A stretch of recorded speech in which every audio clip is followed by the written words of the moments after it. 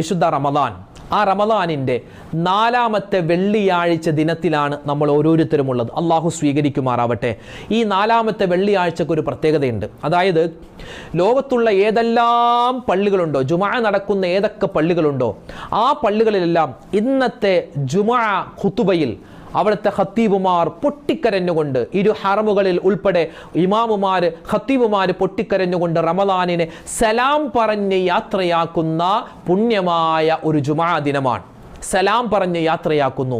റമദാനിനോട് എന്തിനാണ് ഇങ്ങനെ സലാം പറയുന്നത്? പലർക്കും ഒരു സംശയമുണ്ടാകും. അതുപോലെ തന്നെ എങ്ങനെയാണ് റമദാനിനോട് സലാം പറയേണ്ടത്? പല ഉമ്മമാർക്കും അറിയുണ്ടാവില്ല. കാരണം ഉപ്പമാർ പള്ളിയിൽ പോയിട്ട് അവർ ജുമുഅക്ക് ഖുതുബയിൽ കേട്ടിട്ടുണ്ടാകും, പക്ഷെ പല ഉമ്മമാരും അത് കേട്ടിട്ടുണ്ടാവില്ല. അപ്പോൾ ഇൻഷാ അല്ലാഹ് ഇന്നത്തെ നമ്മുടെ ഈ ക്ലാസ്സിൽ എങ്ങനെയാണ് റമദാനിനോട് നമുക്ക് സലാം പറയാൻ പറ്റുക, എങ്ങനെയാണ് സലാം പറയേണ്ടത് എന്ന് വിശദമായി നമുക്ക് ഇൻഷാ അല്ലാഹ് നമുക്ക് ഒന്ന് കേട്ടുവരാം. മാത്രമല്ല ഈ പരിശുദ്ധമായ റമദാൻ